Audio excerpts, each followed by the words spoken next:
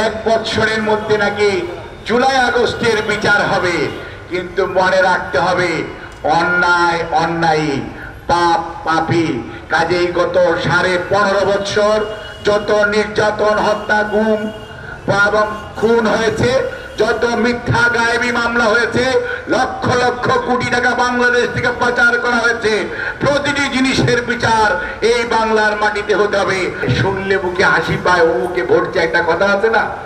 আপনি দেখেন 71-এ যাদের কথা মনে আছে, 26শে মার্চ 27শে মার্চ যাদের ঘোষণা দেওয়ার কথা ছিল তারা পালিয়ে গেল, কিন্তু যে মানুষটি সকল ভয় ভীতি উপেক্ষা করে ইউনিফর্ম সার্ভিসের থেকে নাবালক দুটি ছেলের কথা, নিজের সহধর্মিনীর কথা মনে না রেখে শুধুমাত্র দেশপ্রেমের টানে বিদ্রোহ করলেন এবং স্বাধীনতা ঘোষণা করলেন, সেই না দেশপ্রেমিক। এবং ঘোষণা করে পালিয়ে থিয়েটার রোডে যান নাই, অস্ত্র হাতে এমএজি উসমানী সাহেবের নেতৃত্বে এই বাংলাদেশের থেকে ওনারা যুদ্ধ করেছেন। এবং সিলেট তার সাক্ষী, এমসি কলেজে সর্বশেষ যুদ্ধ হয় এমসি কলেজ প্রাঙ্গণে, সেখানে শহীদ জিয়ার যে সেক্টরের সদস্যরা সেখানে ছিলেন। কাজী ইতিহাস সাক্ষী দিবেন, বিএনপি হচ্ছে সেই দল যে মানুষের পাশে থাকে।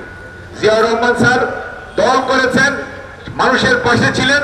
সেজন্যই 7 নভেম্বর 1975 যখন বিশৃঙ্খলাকারীরা, ষড়যন্ত্রকারীরা দেশের সমস্ত স্বাধীনতা সার্বভৌমত্ব বিকিয়ে দিতে চেয়েছিল, তখন দেশের মানুষ আস্থা রেখেছিল একটি মানুষের উপর, তিনি হচ্ছেন সেই সময়কার গৃহবন্দী ছিলেন মেজর জেনারেল জিয়াউর রহমান।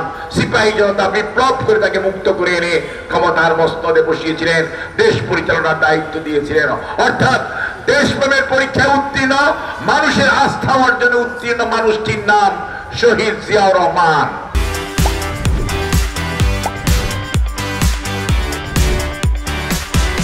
বাংলাদেশের মানুষ সবার সাথে থাকে।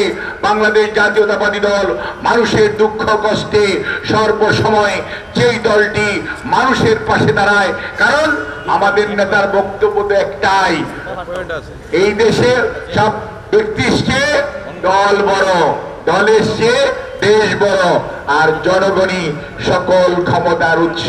সেজন্যই জনাব তারেক রহমান খালি দলকে নয়, দেশের মানুষকে, জনগণের পাশে দাঁড়ানোর জন্য উনি ওনার দলকে যেমন সম্পৃক্ত করেছেন, ঠিক একইভাবে আমরা বিএনপি পরিবার আজকে শুধু নয়, দীর্ঘদিন যাবৎ বাংলাদেশের প্রত্যন্ত অঞ্চলে ঘুরে ঘুরে শুধু কষ্ট আহত, এক বছরের মধ্যে নাকি জুলাই আগস্টের বিচার হবে, কিন্তু মনে রাখতে হবে অন্যায় অন্যায়ী, পাপ পাপী।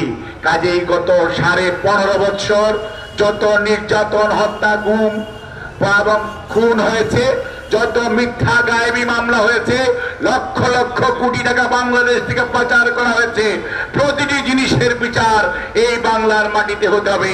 আপনাদের সবাইকে ধন্যবাদ। সেই সাথে আমরা বিএনপি পরিবারকে আমি ধন্যবাদ জানাই, কৃতজ্ঞতা জানাই।